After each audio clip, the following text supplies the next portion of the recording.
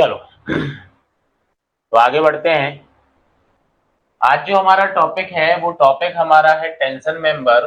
Connection वाला जो part हमारा था वो हमारा कंप्लीट हो गया है। नेक्स्ट आज से हम स्टार्ट करेंगे टेंशन मेंबर को कि टेंशन मेंबर हमारा होता क्या है। ठीक है, तो कुछ थ्योरी वाला जो पार्ट है वो एज आ नोट्स मैंने यहाँ पे लिख दिया है, अपन समझेंगे बस इसको। ठीक है, टेंशन मेंबर की यहाँ पे बात की जाए कि what is tension member, tension member क्या कहलाता है। ठीक है, तो देखो आप यहाँ पे tension members R component of structure that experience axial tensile force. Clear, मतलब जो टेंशन मेंबर आपका होता है उसके ऊपर एक्सियल टेंसाइल फोर्स आपका लगता है। कौन सा फोर्स लगता है? एक्सियल टेंसाइल फोर्स लगेगा, मतलब उस मेंबर को ये फोर्स क्या कर रहा होगा? स्ट्रेच कर रहा होगा, खींच रहा होगा। ठीक है, a tension member is only subjected to direct axial forces that tend to stretch it. Clear, मतलब जो टेंशन मेंबर होता है उस पर सिर्फ एक्सियल फोर्सेस ही आपका लगेगा और वह उस मेंबर को क्या करने की कोशिश कर रहा होगा? स्ट्रेच करने की कोशिश कर रहा होगा। ठीक है, next, several factor influence the strength of these tension member. ठीक है, बहुत सारे फैक्टर्स हैं जो आपकी टेंसाइल स्ट्रेंथ, मतलब जो टेंशन मेंबर है उसकी स्ट्रेंथ को इन्फ्लुएंस करते हैं। जैसे सबसे पहला है आपका लेंथ ऑफ कनेक्शन। कनेक्शन की लेंथ पे आपके टेंशन मेंबर की स्ट्रेंथ डिपेंड करती है। जैसे साइज हो गया, शेप हो गया, जो फास्टनर आप यूज कर रहे हो कनेक्शन को बनाने के लिए। ठीक है, नेक्स्ट अगर मैं बात करूं तो नेक्स्ट आपका नेट एरिया हो गया आपका क्रॉस सेक्शन। क्लियर, क्योंकि टेंसाइल मेंबर की अपन बात करते हैं या टेंशन मेंबर की बात करते हैं तो हमारा नेट एरिया इफेक्टिव होता है। और कंप्रेशन मेंबर की जब हम बात करेंगे तो हमारा क्या इफेक्टिव होता है? कंप्रेशन मेंबर के केस में हमारा ग्रॉस एरिया इफेक्टिव होता है। क्लियर, नेक्स्ट अगर मैं यहाँ पे बात करूं तो नेक्स्ट आपका आ जाता है CL lag effect. Clear, and connection पे ये अभी आगे आपको समझाऊंगा सीएल लैग इफेक्ट क्या कहलाता है। ठीक है, नेक्स्ट अगर मैं बात करूं तो कनेक्शन की इसेंट्रिसिटी होगी, इसकी वजह से भी आपकी जो टेंशन मेंबर की स्ट्रेंथ है उस पर फर्क पड़ेगा। और नेक्स्ट आ जाता है आपका टाइप ऑफ फैब्रिकेशन, आपने किस टाइप का फैब्रिकेशन यहाँ पे करा के रखा हुआ है, तो इस पर भी आपके टेंशन मेंबर की स्ट्रेंथ डिपेंड करती है। ठीक है, नेक्स्ट अगर मैं बात करूं तो नेक्स्ट आपका होता है कि कितने टाइप के आपके टेंशन मेंबर्स होते हैं। ठीक है, तो चार कैटेगरी में जनरली अपन ने टेंशन मेंबर को यहाँ पे डिवाइड किया हुआ है। अपन ने नहीं, मतलब आईएएस कोड ने बोला है। ठीक है, सबसे पहला अगर टाइप देखा जाए तो सबसे पहला टाइप आपका आता है वायर्स एंड केबल्स। क्लियर, सबसे पहला जो टाइप आपका होता है वो होता है आपका वायर्स एंड केबल्स। क्लियर, अब ये क्या होता है देखो, wires are used solely for hosting in steel stack and towers। Clear, wires आप कहाँ पे यूज करते हो? जैसे आपने देखे होंगे टेली कम्युनिकेशन के बड़े बड़े टावर्स आपके लगे हुए होते हैं। क्लियर, उसको ऐसे स्टैक करके उसको खड़ा रखने के लिए ऐसे वायर्स को बांधा जाता है, केबल्स को बांधा जाता है। क्लियर, वहां पे आप यूज करते हो wires and cables. Clear, wires are helical bounded to form strand and ropes. Clear, जो वायर्स आपका होता है हेलिकल बाउंडेड होता है आपका स्ट्रैंड और रॉप पर। Strand is made up of individual wire. Strand जो आपका होता है वो इंडिविजुअल वायर का बना हुआ होता है। That are bounded helically around a central core. जो उसकी सेंट्रल कोर होता है उसको हेलिकली इस टाइप से सपोर्ट किया जाता है। ठीक है, these are not recommended for use in bracing system. Clear, जो ब्रेसिंग सिस्टम आपका होता है कॉलम के अंदर मैं बताऊंगा आपको ब्रेसिंग सिस्टम क्या होता है, उसके लिए आपको रिकमेंड नहीं किया जाता है कि आप इसको यूज करें। Clear, because they can not with strength compression. Clear, ये कंप्रेशन को नहीं ले पाएगा। Clear, the benefits of wire and cable are their flexibility and strength. Clear, इसका बेनिफिट ये है कि इसकी फ्लेक्सिबिलिटी अच्छी होती है, स्ट्रेंथ अच्छी होती है। The wire types are used in hoist, derricks, riggings, slings, guide wire and suspension bridge hangers. Clear, तो ये चीज आपको याद रखना है कि कौन कौन से वायर के टाइप्स यहाँ होते हैं जो हम यूज करते हैं एज अ टेंशन मेंबर। ठीक है, एज अ टेंशन मेंबर हम इनको यूज करते हैं। ठीक है, यहाँ तक क्लियर। अब नेक्स्ट अपन यहाँ पे बात करते हैं तो नेक्स्ट हमारा होता है रॉड्स एंड बार्स। नेक्स्ट हमारा क्या होता है, रॉड्स एंड बार्स। क्लियर। अब रॉड्स एंड बार्स क्या कहलाता है, देखो these are the most basic types of tension member। Clear, ये most basic type of tension member आपका होता है। bars and rods are frequently used as tension members in bracing system। Clear, आप इसको एज अ ब्रेसिंग सिस्टम में use करते हो as sag rod to support purlins between trusses. Clear, जो trusses बनाते हो, ट्रसेस के अंदर पर्लेंस को सपोर्ट करने के लिए आप सैग रॉड जैसे यूज करते हो। Clear. Currently these are not popular amongst designer due to the large drift they cause during strong winds and the disturbing noise caused by the vibration। Clear, vibrations के द्वारा, ठीक है, वाइब्रेशंस के द्वारा यहाँ पे क्या होता है, नॉइस आपका जो होता है ना, नॉइस यहाँ पे बहुत ज्यादा आता है। ठीक है, तो जो डिजाइनर्स होते हैं उनके बीच में अभी ये पॉपुलर नहीं है कि वो रॉड्स एंड बार्स का यूज करें। क्लियर। अब देखो स्क्वायर बार भी होता है आपका, राउंड बार भी होता है, आप फिगर भी देख सकते हो, that is the square bar और that is the round bar. Clear. For small tension member में आप इनका यूज करते हो। Pin connection are use at the end of round bar. अगर राउंड बार का आपने यूज किया है तो आप पिन कनेक्शन यहाँ पे यूज करोगे विथ थ्रेडेड एंड। क्लियर, जो पिन आपका होगा वो थ्रेडेड एंड का होगा। To form I bars the end of rectangular bars और plate are enlarged by forging and board.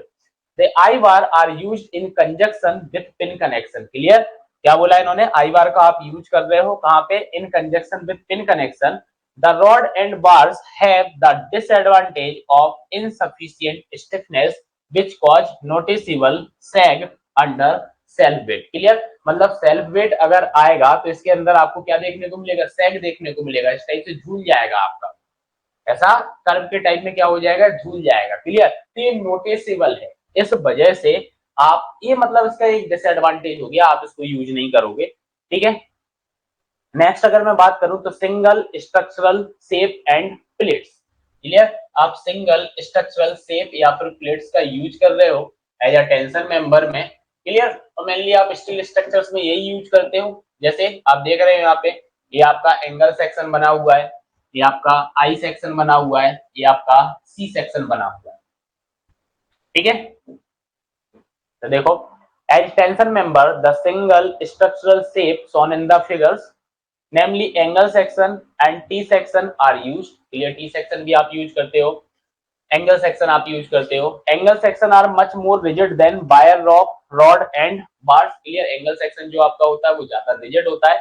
आगे आपने जो दो मेंबर्स पढ़े हैं tension members. Clear, when the length of the tension member is too long the single angle section also become flexible. Single angle section जो आपका होता है वो आपको फ्लेक्सिबल यहाँ पर मिलेगा।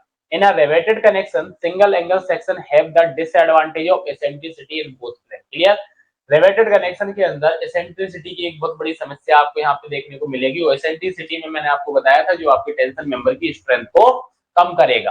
ठीक है।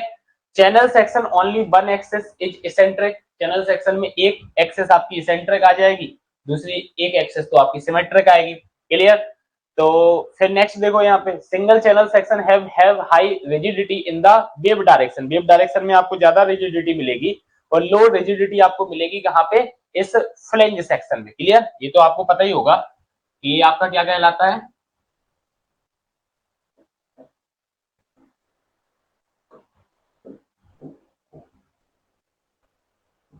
ये आपका वेव कहलाता है और ये आपका क्या कहलाता है, फ्लेंज। और ये भी आपका क्या कहलाता है, फ्लेंज। ठीक है, जैसे एंगल सेक्शन है ना, तो एंगल सेक्शन में इनको बोला जाता है लेग्स। ठीक है, इनको क्या बोला जाता है, लेग्स।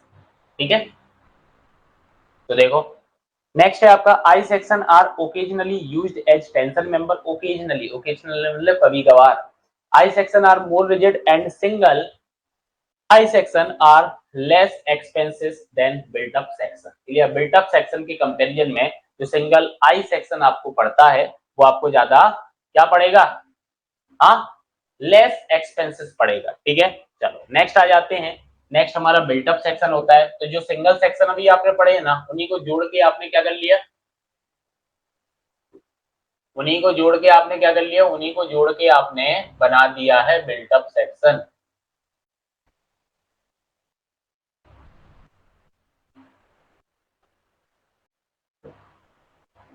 ठीक है, तो देखो built up members are made up of two और मोर मेंबर, क्लियर, दो या दो से ज्यादा मेंबर से जोड़ के आप बना देते हो।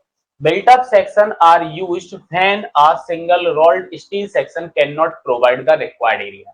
जब सिंगल एंगल सेक्शंस या स्टील मेंबर जो आपका होता है, अगर वो आपको रिक्वायर्ड एरिया प्रोवाइड नहीं करा पा रहा है, तो हम यहाँ पर बिल्टअप सेक्शन का यूज करते हैं। ठीक है, the double angle section with unequal legs depreciated in the figure, ये फिगर बने हुए are commonly used as tension member in roof truss, clear, roof truss में यूज किया जाता है। The angle section are stacked on two side of the gusset plate, जो angle section आपका होता है उसको हम स्टैक्ड कर देते हैं गजेट प्लेट के साइड में। When both angle section are connected to the same side of the gusset plate, same side of the gusset plate भी हम उसको कनेक्ट कर सकते हैं। क्लियर, मतलब उधर डिपेंड करता है कि आप कैसा कनेक्शन दे रहे हो। A built-up section can be composed of two channel joined together by the gusset plate। Clear, मतलब इस टाइप से बताया है इन्होंने कि जैसे ये दो आपके चैनल सेक्शन है, देखो ये बैक टू बैक कनेक्शन यहाँ पे दे दिया, वो बना दिया आपका, यहाँ पे फेस टू फेस कनेक्शन दे दिया है। ठीक है, यहाँ पे इस टाइप से आपने ये सेक्शन बना दिया है। तो क्लियर, वो डिपेंड करता है कि आप किस टाइप से यहाँ पे कनेक्शंस दे रहे हो और बिल्टअप सेक्शन का निर्माण कर रहे हो। क्लियर, यहाँ तक आया समझ में आपको? तो ये आपके टेंशन मेंबर्स के टाइप्स हो गए हैं, मेनली 4 टाइप के आपके होते हैं टेंशन मेंबर। ठीक है, कितने टाइप का होता है? 4 टाइप का आपका टेंशन मेंबर होता है। आया इतना समझ में? अब यहाँ पर मैं बात करूं टेंशन मेंबर की, तो टेंशन मेंबर की जो डिजाइन होती है, हम यहाँ पर design step of tension members की बात करेंगे, या फिर ऐसा लिख लेते हैं tension member, design of tension member.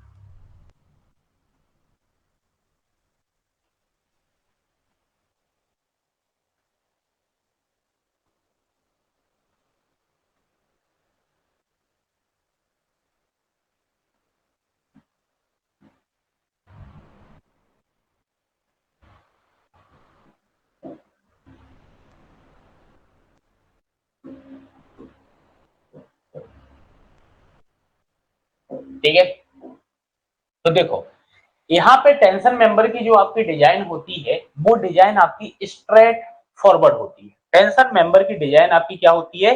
Straight forward होती है। क्यों यहाँ पे स्ट्रेट फॉरवर्ड मैंने बोला है? क्योंकि आपको यहाँ पे इन्होंने मेंशन कर दिया है कि जो हमारा टेंशन मेंबर है, इसके ऊपर सिर्फ और सिर्फ एक्सियल टेंसाइल फोर्स आने वाला है।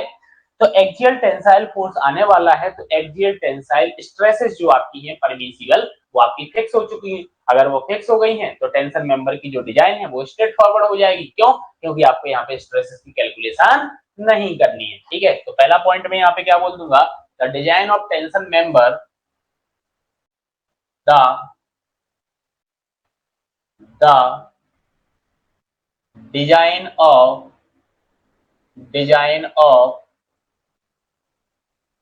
Tension member, design of tension member is a straightforward, is a straightforward, clear, या straightforward because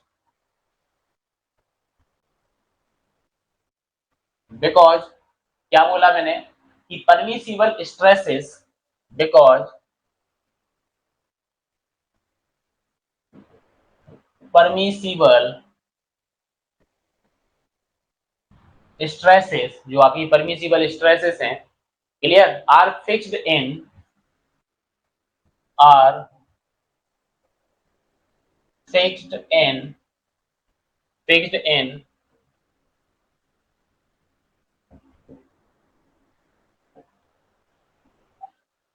टेंशन, टेंशन में क्या करके रखी हुई है? फिक्स करके रखी हुई है। Clear, which is taken as, कितना लेते हैं अपन, विच इज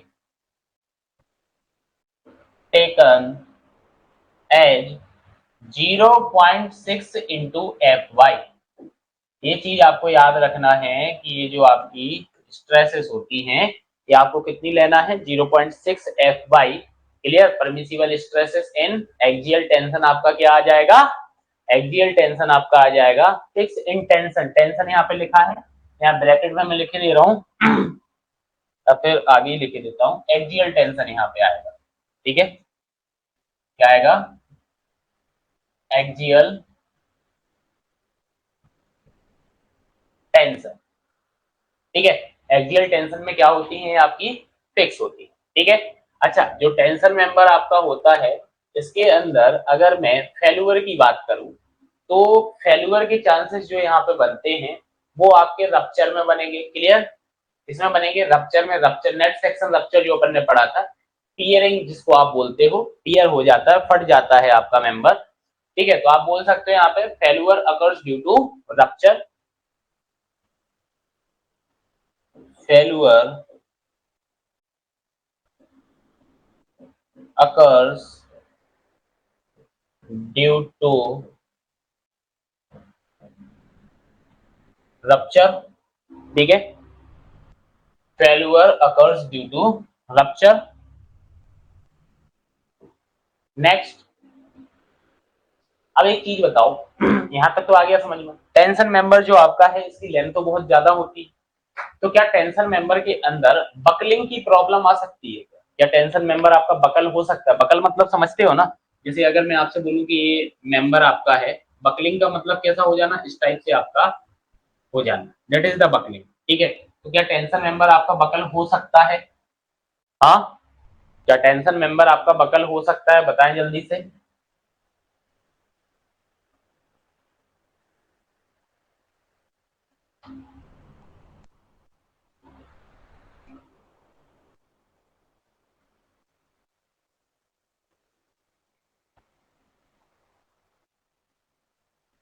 यस, हो सकता है, लेकिन कब हो सकता है?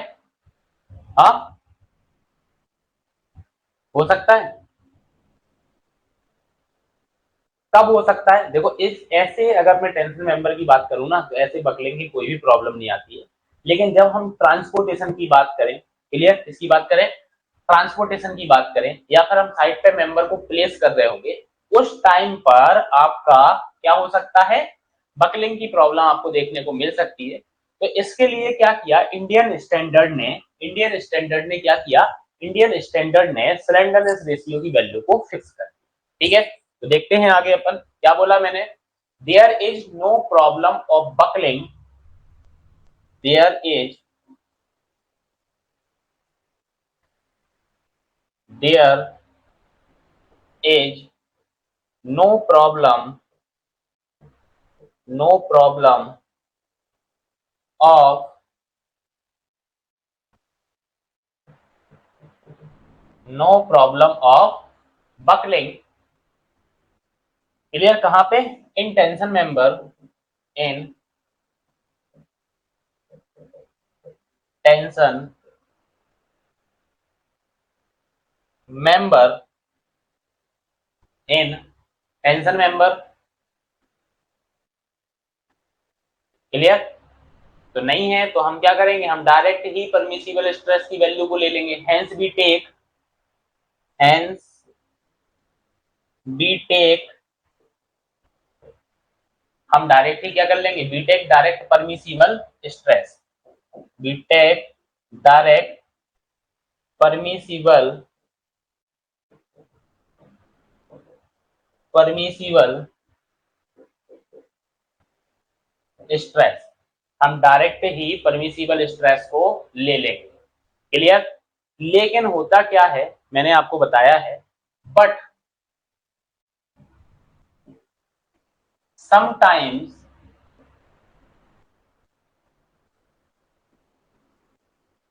क्लियर, जैसे कि समटाइम्स, जैसे कि during the transportation, during the, during the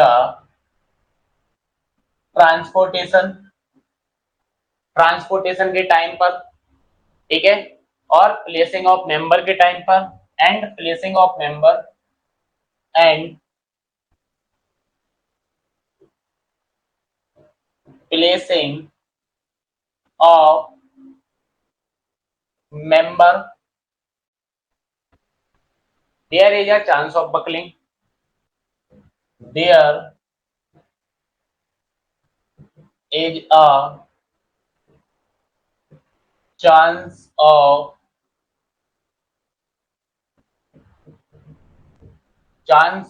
buckling,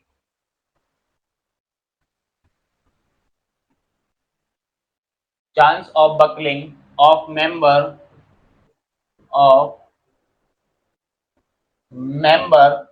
तो फिर यहाँ पे क्या हुआ, आईएस कोड ने कुछ वैल्यू रिकमेंड कर दी member, hence IS code, hence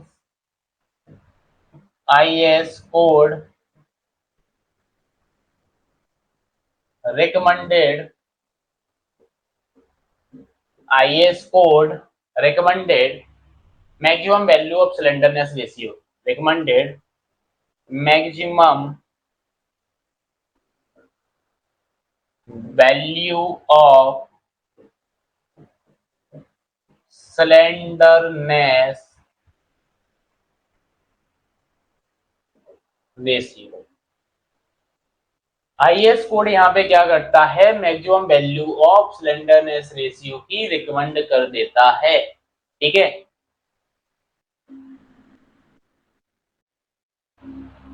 क्या होता है आपका स्लेंडरनेस रेशियो, बताना जरा। स्लेंडरनेस रेशियो आपका क्या होता है, पता है? जल्दी से बताओ आंसर, स्लेंडरनेस रेशियो क्या होता है?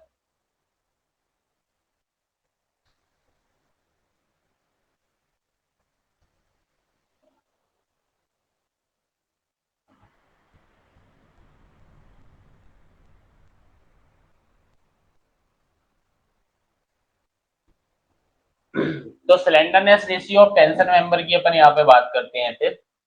ठीक है, क्या होता है, तो देखो आप यहाँ पे, slenderness ratio of tension member is the ratio of their unsupported length to the least radius of gyration. Clear?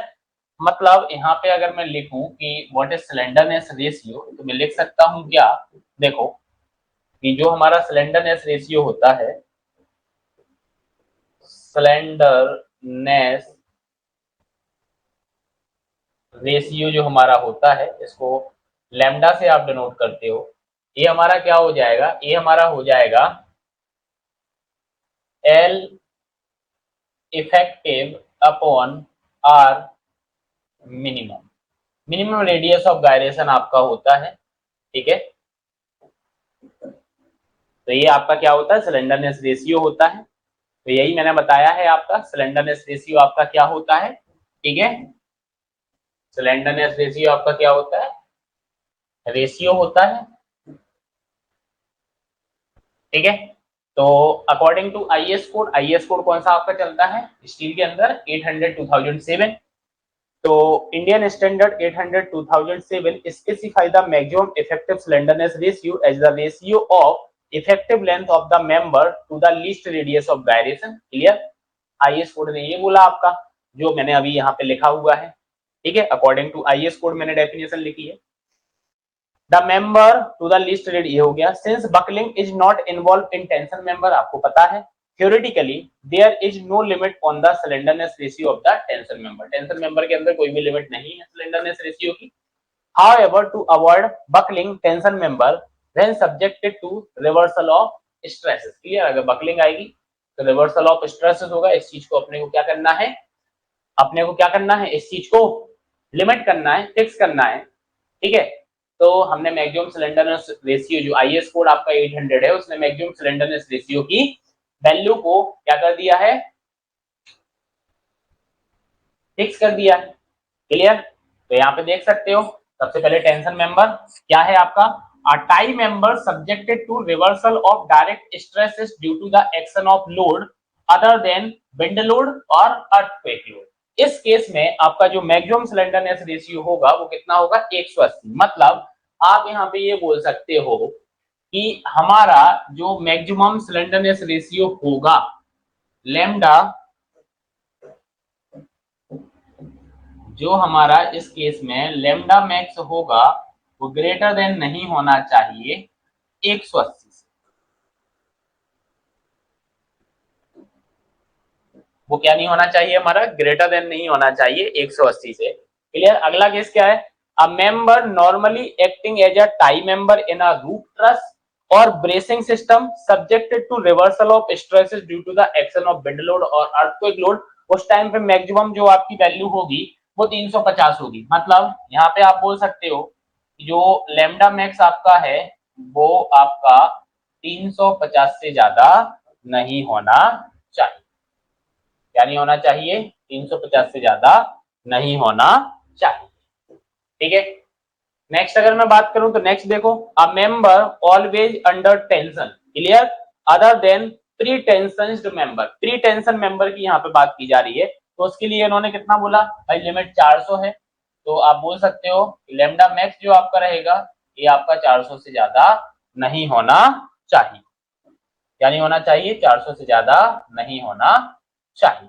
ठीक है। तो ये वैल्यू आपको याद रखना है, आपके एग्जाम में डायरेक्टली पूछी जाती है।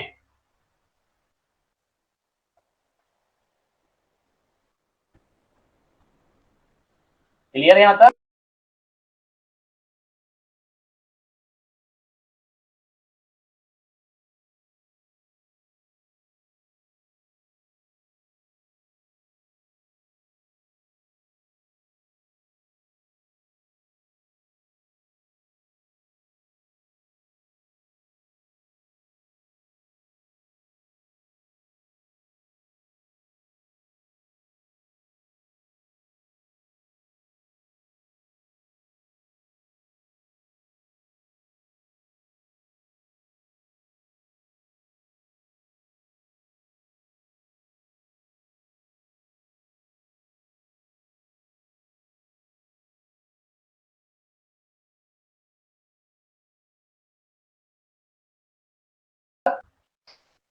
तो आपको याद रखना है मोस्ट इंपोर्टेंट वैल्यू आपकी ये है, ये एग्जाम में डायरेक्टली पूछी जाती हैं। ठीक है।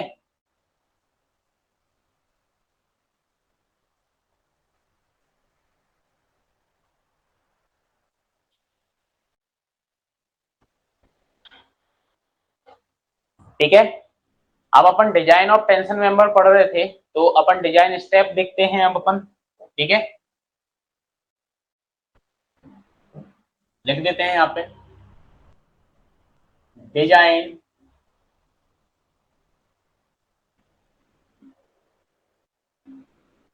स्टेप्स। ठीक है, design steps of tension member. Tension member की अपन करेंगे अब डिजाइन, तो इसकी डिजाइन स्टेप्स को देखते हैं। ठीक है।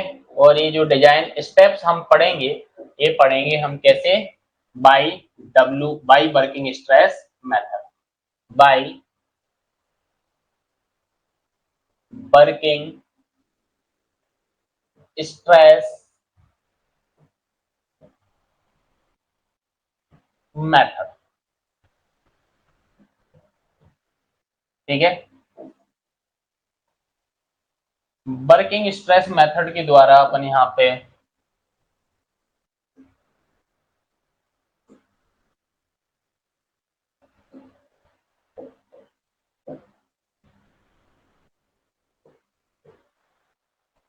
ठीक है। अब देखो यहाँ पे सबसे पहले अगर क्वेश्चन की मैं बात करूं तो क्वेश्चन के अंदर आपको क्या होगा, गिवन डेट होंगी कुछ चीजें, कुछ चीजें क्या होंगी, कुछ चीजें गिवन डेट होंगी। गिवन डेट में अगर मैं बात करूं तो गिवन डेट में क्या मिलेगा मुझे, गिवन डेट में मुझे एक तो लोड दे के रखा होगा। ठीक है। और दूसरा मुझे परमिसिबल स्ट्रेसेस भी पता होंगी, परमिसिबल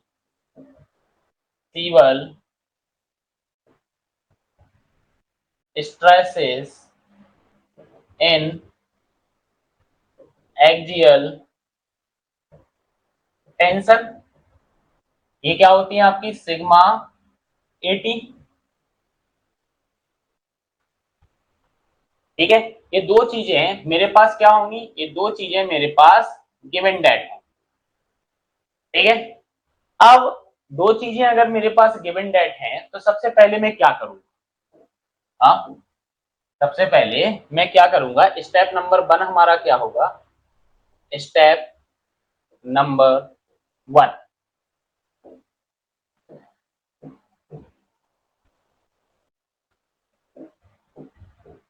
क्या होगा स्टेप नंबर 1, स्टेप नंबर 1 यहां पे होता है कैलकुलेट नेट एरिया रिक्वायर्ड। हम क्या करेंगे, हम कैलकुलेट करेंगे नेट एरिया रिक्वायर्ड को।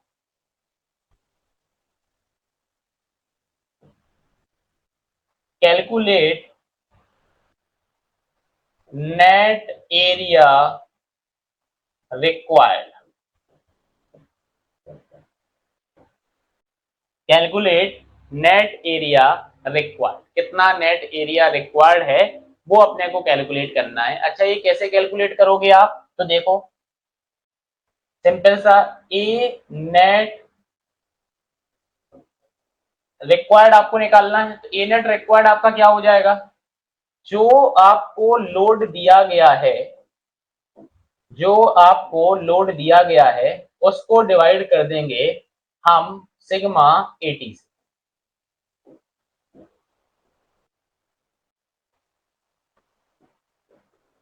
उसको क्या कर देंगे, सिग्मा 80 से डिवाइड कर देंगे, तो हमारा क्या आ जाएगा, नेट एरिया रिक्वायर्ड आ जाएगा।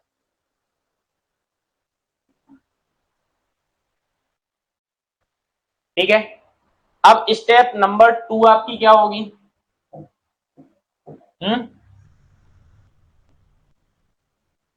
स्टेप नंबर 2, स्टेप नंबर 2 में आपको क्या करना है, जो ये नेट एरिया रिक्वायर्ड आया है ना, इसको 20 से 40% इंक्रीज कर देना। क्यों, क्योंकि आप क्या करोगे, कनेक्शन बनाने के लिए उसमें एरिया का डिडक्शन करोगे, तो उस एरिया का जो डिडक्शन आपने किया है उसको क्या करने के लिए, उसको क्या करने के लिए, मतलब उस लॉस को रिकवर करने के लिए या अकाउंट करने के लिए हम इसको बढ़ा देंगे। क्लियर, तो आप क्या करोगे नेक्स्ट स्टेप के अंदर, इंक्रीज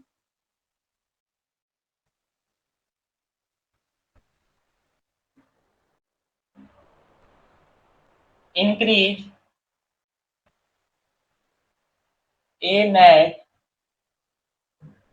रिक्वायर्ड, कितना, by 20 to 40%, by 20 to 40%।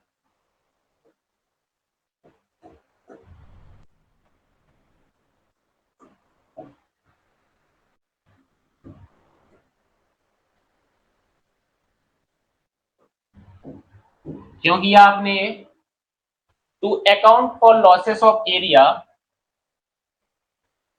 To account for losses of area, losses of area, clear, क्यों रिकवर कर रहे हो, आप बोल सकते हो ड्यू टू होल्स,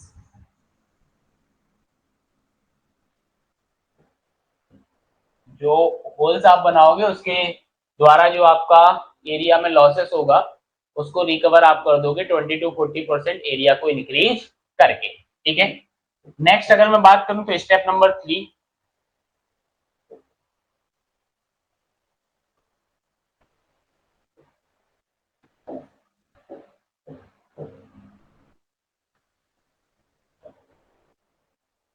इसके अंदर अब क्या करना है, जो बड़ा हुआ एरिया है इसके बेसिस पर आपको सेक्शन सेलेक्ट करना है, स्टील टेबल जो आपकी होती है उसमें से आपको सेक्शन सेलेक्ट करना है। क्लियर, तो आप क्या बोलोगे नेक्स्ट स्टेप में, choose a section based on,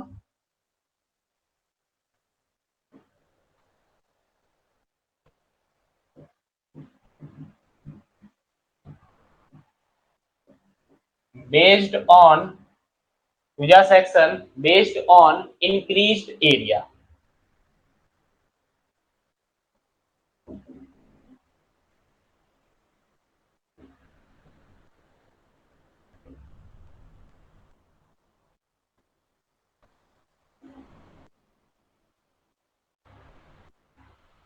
ठीक है।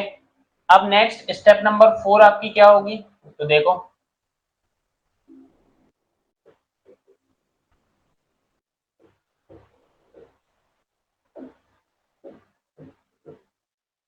स्टेप नंबर 4 में जब आपने सेक्शन को सिलेक्ट कर लिया है तो भाई अब आप यहाँ पे कनेक्शन को प्रोवाइड करोगे। ठीक है, तो प्रोवाइड कनेक्शन एंड कैलकुलेट। ठीक है, आप कनेक्शन को प्रोवाइड करो और कैलकुलेट क्या करो, मिनिमम ए net provided, calculate minimum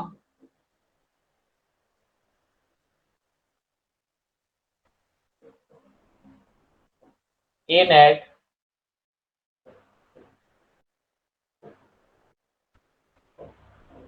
provided. ठीक है, ये 4th नंबर की आपकी स्टेप्स हो जाएगी। समझ में आ रहा है ना, बताते चलो। अगर कोई दिक्कत आ रही हो किसी स्टेप में, कुछ समझ में नहीं आ रहा हो तो आप पूछ सकते हो। ठीक है, क्योंकि ये पूरा का पूरा स्टेप मैं बता रहा हूं, ऐसे ही आपको कैलकुलेट करना है, मतलब डिजाइन करना है। अब आते हैं अपन स्टेप नंबर 5 पर।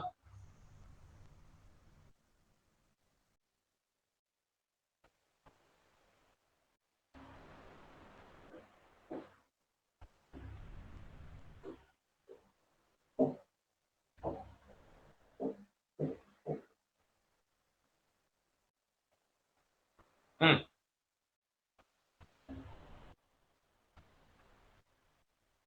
तो स्टेप नंबर 5 में क्या करोगे, चेक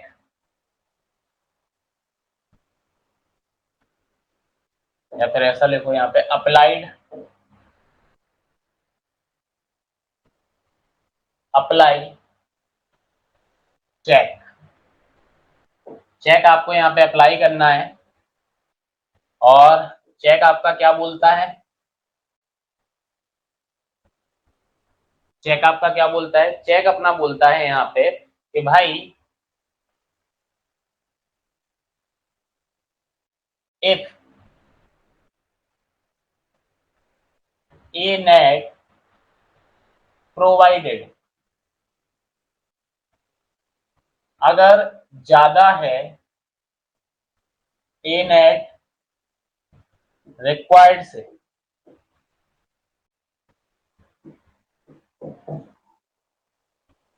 ठीक है, अगर ए नेट प्रोवाइडेड ज्यादा है ए नेट रिक्वायर्ड से तो आप क्या बोलोगे, then the design is safe,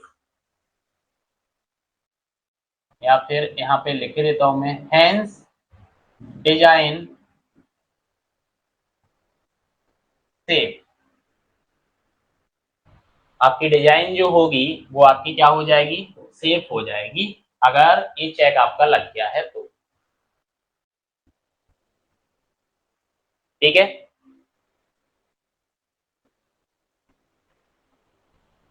नहीं तो क्या करोगे अगर नहीं हुई सेफ तो, हाँ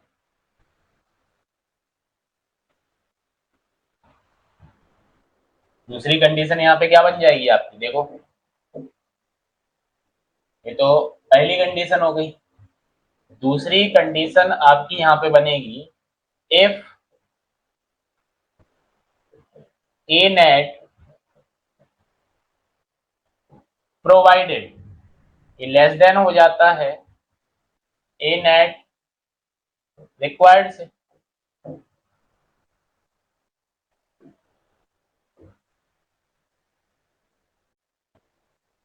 hence design is not safe, design आपकी सेफ नहीं होगी। तो फिर क्या करोगे, देन आप यहाँ पे क्या करोगे, then increase the area, then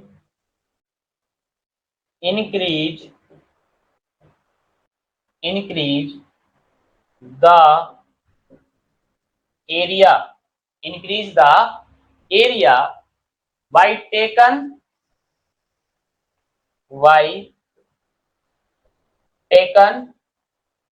bigger section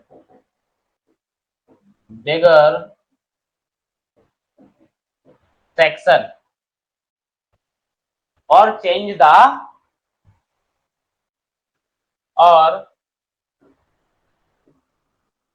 the rebate, WSM से पढ़ ले इसलिए मैं यहाँ पे रिबेट लिख रहा हूँ, चेंज द रिबेट अरेंजमेंट।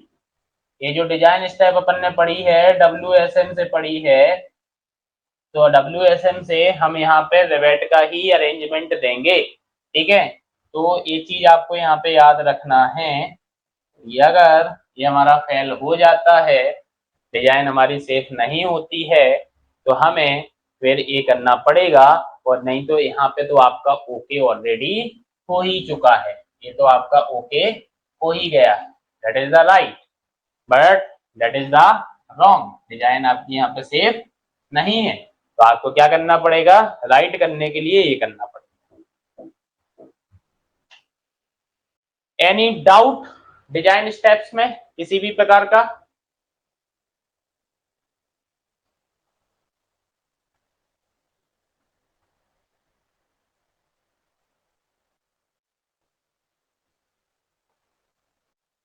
नहीं?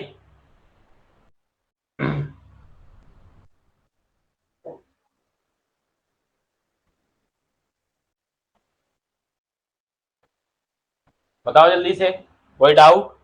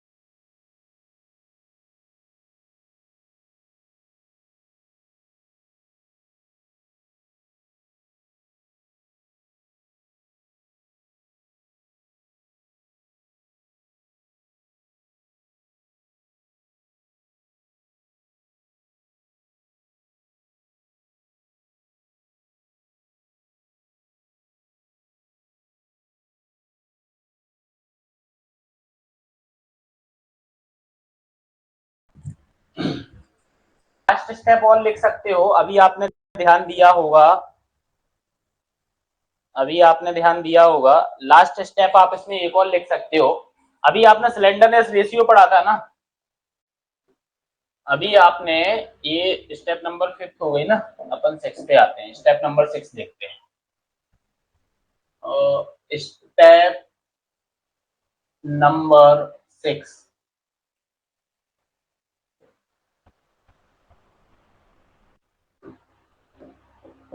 ठीक, तो आप यहाँ पे बोल सकते हो क्या, चेक फॉर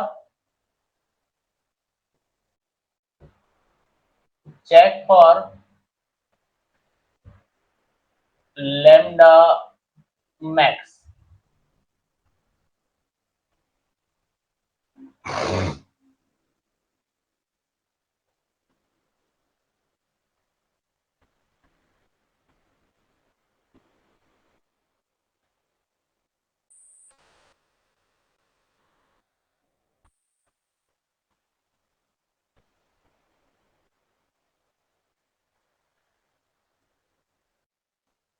ठीक है, आप लैम्डा मैक्स के लिए भी आप चेक कर सकते हो,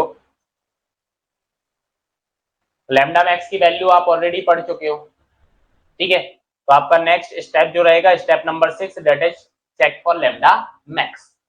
ठीक है, तो यहाँ पे आपकी WSN से जो टेंशन मेंबर आपका है ना, वो आपका कंप्लीट यहाँ पर हो जाएगा। ठीक है, क्या हो जाएगा, कंप्लीट आपका यहाँ पर हो जाएगा। ठीक, अब नेक्स्ट यहाँ पे नेट एरिया अपन ने देखा है, मेन इंपोर्टेंट तो आपका नेट एरिया यहाँ पे हो जाता है। कौन सा, जो प्रोवाइडेड वाली बात कर रहे हो कि आप नेट एरिया जो प्रोवाइडेड निकालोगे, तो वो नेट एरिया की कैलकुलेशन कैसे करोगे, कैसे निकालोगे नेट एरिया को, तो टेंशन मेंबर की डिजाइन के अंदर इंपोर्टेंट नेट एरिया है। अगर आपने नेट एरिया निकालना सीख लिया ना, तो आपको पूरी की पूरी डिजाइन बहुत इजी लगने वाली है, बहुत इजीली आप क्वेश्चंस को सॉल्व कर सकते हो। ठीक है, देखो यहाँ पे क्या आएगा आपका, हेडिंग अपन दे देते हैं calculation of net area. Calculation of net area.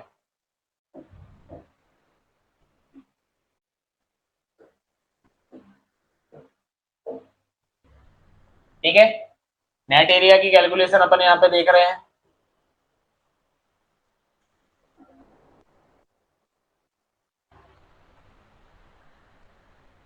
ठीक, तो नेट एरिया की अपन बात करते हैं, तो नेट एरिया अपन सबसे पहले निकालेंगे प्लेट के लिए, फॉर प्लेट्स। ठीक है,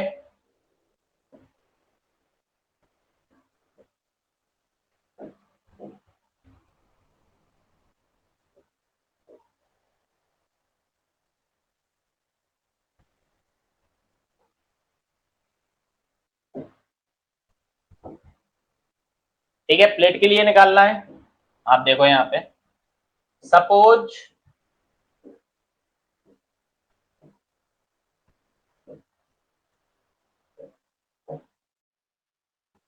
ये आपकी प्लेट है,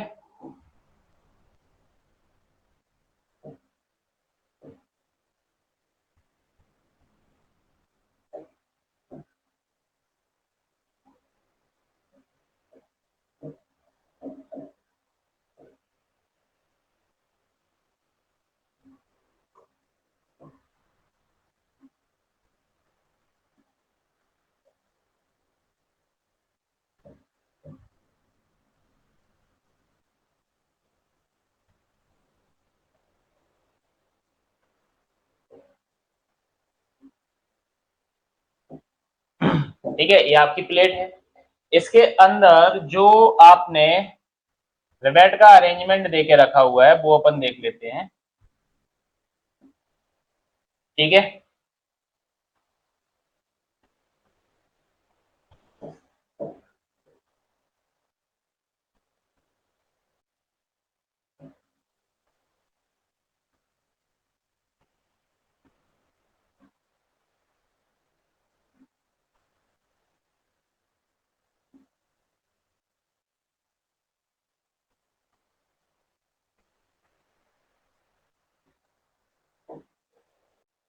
ये रिवेट का अरेंजमेंट आपका हो गया है। अगर मैं बोलूं डेट इज द सेक्शन 1 1, ठीक, ये आपका सेक्शन 2 2 आपका हो गया, और ये हो गया आपका सेक्शन 3 3।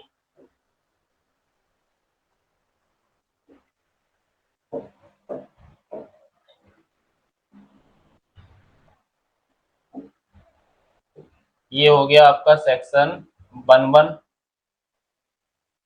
ये हो गया आपका सेक्शन 2 2,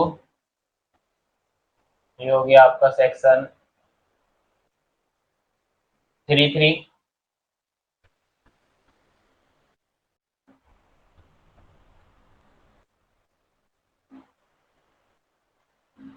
ठीक है,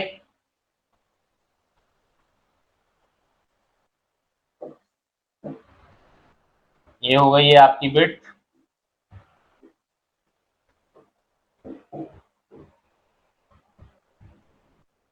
बी आपकी हो गई।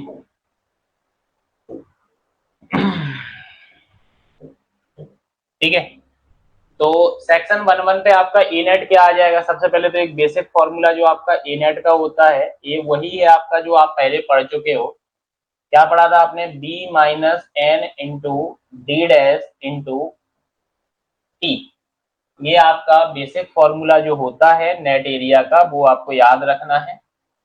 ठीक है, ये आपका बेसिक फॉर्मूला आपका मैंने यहाँ पे लिख दिया है। अब आप देखो यहाँ पे एक्चुअल में सेक्शन 1 पे अगर मुझे ए नेट निकालना है तो ए नेट एट 1 तो ए नेट एट 1 हमारा क्या आ जाएगा? ये आ जाएगा B minus 1 into D dash into T. अब अगर मैं नेक्स्ट निकालूं ए नेट एट सेक्शन 2 तो 2 सेक्शन पर थोड़ा सा तीसरे का भी लिखना है, तो ए नेट एट सेक्शन 2 तो 2 पे अपना आ जाएगा B minus 2 D dash into T. Gross area में से होल का हम जो एरिया है वो सब्सट्रैक्ट करते जा रहे हैं। ठीक है, अच्छा ए नेट एट 3 क्या आ जाएगा अपना? ए नेट एट 3 ठीक है,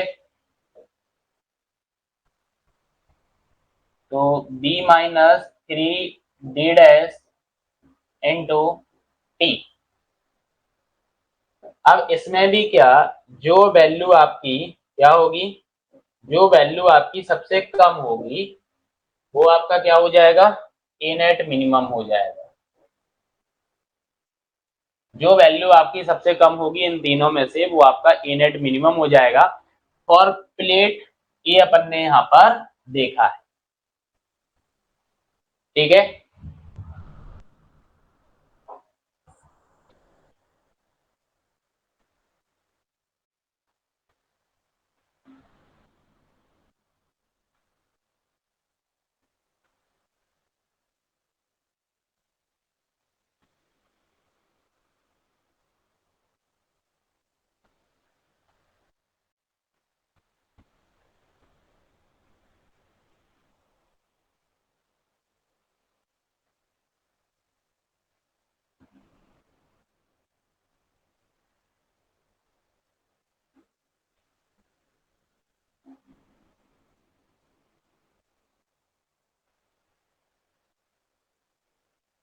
आया समझ में? इसमें कोई डाउट हो तो पूछो। ए नेट निकाल दोगे प्लेट के लिए, कैसे निकलता है नेट एरिया प्लेट के लिए? प्लेट के लिए नेट एरिया, आपकी नेट एरिया की कैलकुलेशन कैसे होगी ये आपको समझ में आ गया? हाँ, इसके बाद देखो, अगर इसके बाद में आपसे बोलूं कि मेरी जो प्लेट यहाँ पर है, ठीक है, इसके अंदर जो अपन ने कनेक्शन दिए हुए हैं,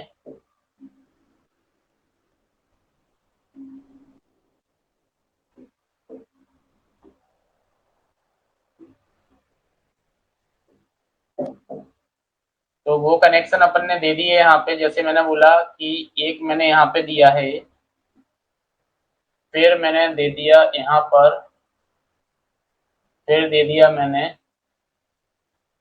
यहाँ पे। अब ये हमारा हो गया एक सेक्शन। ठीक है, दूसरा अगर मैं देखूं,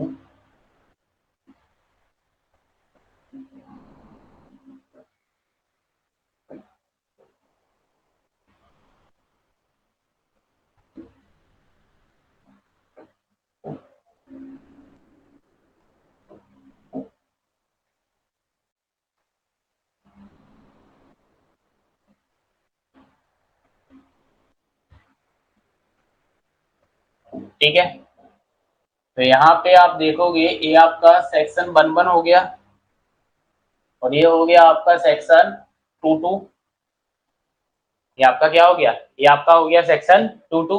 अब आप यहाँ पे एक चीज नोटिस करो कि यहाँ पे हुआ क्या है, यहाँ पे आपका ये स्टैगरिंग आ गई। क्लियर? तो अगर मैं आपसे बोलूं यहाँ पे नेट एरिया निकालना है, ठीक है, तो आप देखो सबसे पहले वही बेसिक फॉर्मूला आप ए नेट का लिख लो।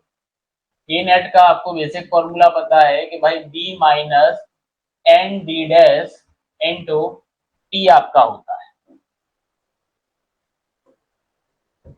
यही होता है। तो अगर मैं आपसे बोलूं कि भाई ए नेट मुझे निकालना है एट सेक्शन 1 1, तो सेक्शन 1 1 पर आपका क्या आएगा, बी कितने होल आपके बने हुए हैं, एक होल आपने बनाया हुआ है, तो 1 इंटू डी डैश आपका हो जाएगा इंटू टी आपका यहाँ पर हो जाएगा। लेकिन जब मैं बात करता हूँ ए नेट 2 2 सेक्शन पर, तो 2 2 सेक्शन पर आपकी स्टैगरिंग आ गई है, मतलब B minus two into D dash into T, आपका ये तो आएगा ही सही, ये तो पूरा बनेगा। लेकिन पर पिच की अगर मैं बात करूं, कितनी पिच है, एक पिच आपकी यहाँ पे आ रही है, तो पर पिच के लिए आपको मैंने बताया था कि आप पी स्क्वायर अपॉन 4 इंटू जी इंटू टी का मल्टीप्लाई कर देते पर पिच। एक पिच पे आपको कितना करना है, पी स्क्वायर अपॉन 4 जी इंटू टी, इसका एडिशन आपका यहाँ पर हो जाएगा। ठीक है, इसका एडिशन यहाँ पे क्या हो जाएगा, एडिशन आपका हो जाएगा।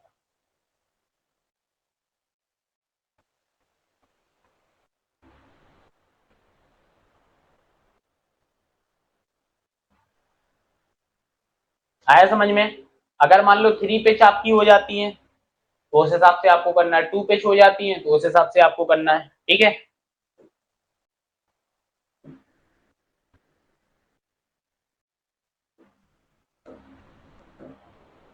ये आपका क्या है, एक पिच।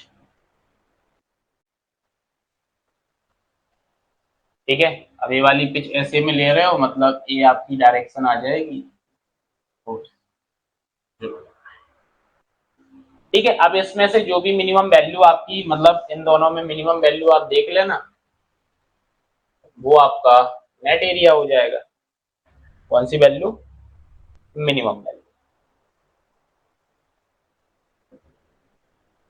ठीक है, लेकिन ये याद रखना, जब स्टैगरिंग वाला आपका आएगा केस, तो उस केस में आपका ये फॉर्मूला आपको याद रखना है। मैं मेंशन कर रहा हूं यहाँ, इन केस ऑफ स्टैगरिंग,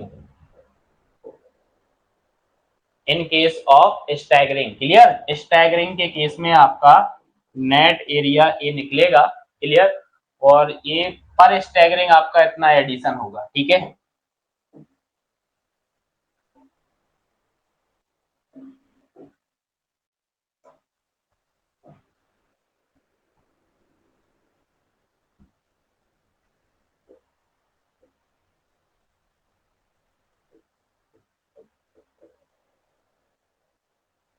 पर स्टैगरिंग ऐड आपको ये करना है। ठीक है, ये चीज आपको याद रखना है। ठीक है, पर स्टैगरिंग कितना है ऐड करना है, आपको इतना ऐड करना है, तो आपका स्टैगरिंग के केस में क्या निकल आएगा, नेट एरिया आपका निकल आएगा। ठीक है, आया समझ में। ठीक है, अब अपने को क्या देखना है, अब अपने को एंगल सेक्शन का देखना है, एंगल सेक्शन का निकालना है। ठीक है,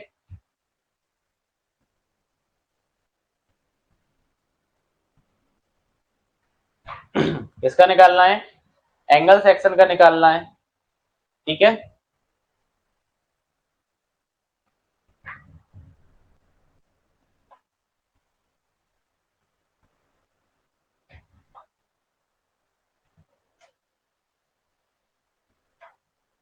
क्लियर है यहां तक।